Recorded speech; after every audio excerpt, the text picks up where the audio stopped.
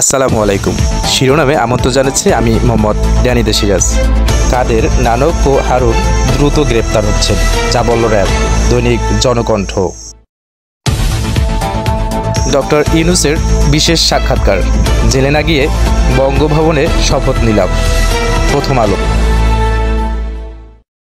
ঝুঁকি নেই, শান্তিপূর্ণভাবে পুজো হবে, স্বরাষ্ট্র উপদেষ্টা।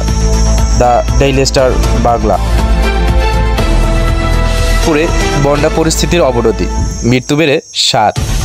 দৈনিক ইত্তেফাক। সাবির হোসেন চৌধুরী গ্রেপ্তার, বাংলা ট্রিবিউন। সব রাজনৈতিক দল অন্তর্বর্তীকালীন সরকারকে সমর্থন জানিয়েছে, যায় দিন। ইসরায়েলি হামলায় বিপর্যস্ত লেবাননের টায়ার শহরের পরিস্থিতি এখন যেমন। BBC news Bangla. সংসদের মেয়াদ 4 বছর চায় গণ অধিকার পরিষদ, 12 প্রস্তাব। সমকাল। রাতের সংবাদে আপনাদের স্বাগত। শুনছিলেন শিরোনাম, এবারে বিস্তারিত। কাদের, নানক ও হারুন দ্রুত গ্রেপ্তার হচ্ছেন, যা বলল র্যাব। আওয়ামী লীগের সাধারণ সম্পাদক ওবায়দুল কাদের, সভাপতিমণ্ডলীর সদস্য জাহাঙ্গীর কবির নানক ও সাবেক ডিবি প্রধান মোহাম্মদ হারুন রশিদের তথ্য পেলেই তাদের গ্রেপ্তার করা হবে বলে জানিয়েছেন র্যাপিড অ্যাকশন ব্যাটালিয়নের লিগ্যাল অ্যান্ড মিডিয়া উইংয়ের পরিচালক লেফটেন্যান্ট কর্নেল মুনিম ফেরদৌস। রবিবার দুপুরে রাজধানীর কারওয়ান বাজারে র্যাব মিডিয়া সেন্টারে আয়োজিত সংবাদ সম্মেলনে সাংবাদিকদের এক প্রশ্নের জবাবে এ তথ্য জানান তিনি। সবাইকে গ্রেপ্তার করা হবে, কোনো ঝুঁকি নেই, শান্তিপূর্ণভাবে পুজো হবে, স্বরাষ্ট্র উপদেষ্টা। অন্তর্বর্তী সরকারের স্বরাষ্ট্র উপদেষ্টা লেফটেন্যান্ট জেনারেল অবসরপ্রাপ্ত মোহাম্মদ জাহাঙ্গীর আলম চৌধুরী বলেছেন, দুর্গাপূজা নিয়ে কোনো ধরনের নিরাপত্তা ঝুঁকি নেই। দুর্গাপূজা এবার ভালোভাবে, নির্বিঘ্নে ও শান্তিপূর্ণভাবে অনুষ্ঠিত হবে। আজ রোববার বিকেলে রাজধানীর সোহরাওয়ার্দী উদ্যানে রমনা কালী মন্দির পরিদর্শন শেষে এক সংবাদ ব্রিফিংয়ে তিনি একথা বলেন। উপদেষ্টা বলেন, পূজাকে কেন্দ্র করে স্বরাষ্ট্র মন্ত্রণালয়ের পক্ষ থেকে বিভিন্ন ব্যবস্থা নেওয়া হয়েছে। ইতিমধ্যে মন্ত্রণালয়ের পক্ষ থেকে 8 দফা নির্দেশনা মাঠ প্রশাসন ও আইন শৃঙ্খলা রক্ষাকারী বাহিনীকে পাঠানো হয়েছে। স্বরাষ্ট্র উপদেষ্টা জাহাঙ্গীর আলম আরও জানান, পূজার সময় কোথাও কোনো ঘটনা ঘটলে তাৎক্ষণিক তথ্য পেতে ন্যাশনাল টেলিকমিউনিকেশন মনিটরিং সেন্টারের মাধ্যমে ব্যবস্থা নেওয়া হয়েছে।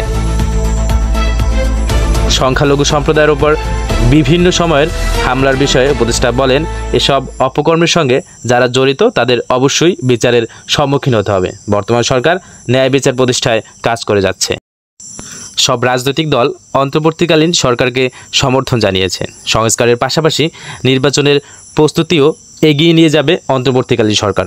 6টি কমিশনের পাশাপাশি আরও অনেক কমিশন হবে বলে জানিয়েছেন প্রধান উপদেষ্টার প্রেস সেক্রেটারি শফিকুল আলম। এদিকে বিকেল 2:30 থেকে রাত 8:30 পর্যন্ত বিএনপি, জামায়াত সহ বিভিন্ন রাজনৈতিক দলের সঙ্গে সংলাপ করেছেন প্রধান উপদেষ্টা ডক্টর মোহাম্মদ ইউনূস। তিনি বলেন, ভাতার মূলত ক্রীড়নক হচ্ছেন শেখ হাসিনা। তিনি সহ যারাই জড়িত তাদের বিচারের আওতায় আনার দাবি জানিয়েছেন দলগুলো। প্রধান উপদেষ্টার বিশেষ সহকারী মাহফুজ আলম বলেন, প্রথম পর্বের আলোচনা হয়েছে। 6টি সংস্কার কমিশন নিয়ে রাজনৈতিক দলগুলোর অভিমত জানতে চাওয়া হয়েছে। সবাই সরকারের প্রতি সমর্থন ব্যক্ত করেছেন। সরকারকে সর্বাত্মক সহযোগিতা দিতে দৃঢ়মত পোষণ করে। সাবেক পরিবেশ, বন ও জলবায়ু পরিবর্তন বিষয়ক মন্ত্রী সাবির হোসেন চৌধুরীকে গ্রেপ্তার করা হয়েছে। রবিবার সন্ধ্যায় রাজধানীর গুলশান এলাকা থেকে তাকে গ্রেপ্তার করে ঢাকা মহানগর গোয়েন্দা পুলিশ। ডিএমপির জনসংযোগ ও গণমাধ্যম শাখার উপপুলিশ কমিশনার মোহাম্মদ তালেবুর রহমান বিষয়টি নিশ্চিত করেছেন। আওয়ামী লীগ নেতা সাবির হোসেন চৌধুরী সর্বশেষ সংসদে রাজধানীর খিলগাঁও, সবুজবাগ ও মুগদা থানা নিয়ে গঠিত ঢাকা 9 আসনের সংসদ সদস্য ছিলেন। পালন করছিলেন পরিবেশ, বন ও জলবায়ু পরিবর্তন বিষয়ক মন্ত্রণালয়ের দায়িত্ব। সংসদের মেয়াদ 4 বছর চায় গণ অধিকার পরিষদ, 12 প্রস্তাব। জাতীয় সংসদের মেয়াদ 1 বছর কমিয়ে 4 বছর নির্ধারণ করার জন্য অন্তর্বর্তী সরকারকে পরামর্শ দিয়েছে গণ অধিকার পরিষদ। পাশাপাশি দ্বিকক্ষ বিশিষ্ট সংসদের দাবিও জানিয়েছে দলটি।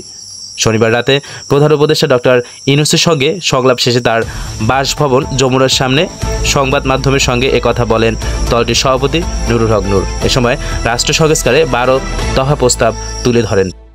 ডক্টর ইউনূসের বিশেষ সাক্ষাৎকার, জেলে না গিয়ে বঙ্গভবনে শপথ নিলাম।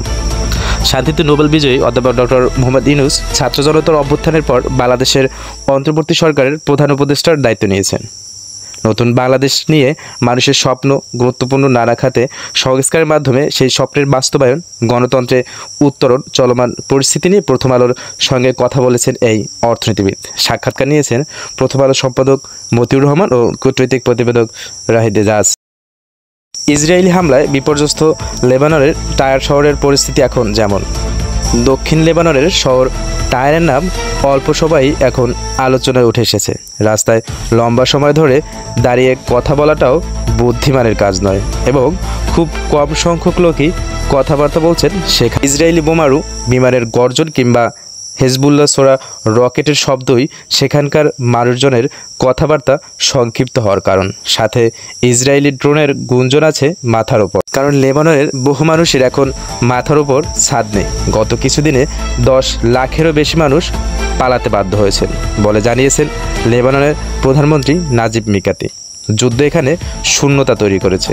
রোমান সাম্রাজ্যের স্মৃতিচিহ্ন এবং সোনালী বালুর সৈকতের জন্য গর্বিত এবং পরিচিত এই প্রাচীন শহরটির জীবন এখন হতাশাময়।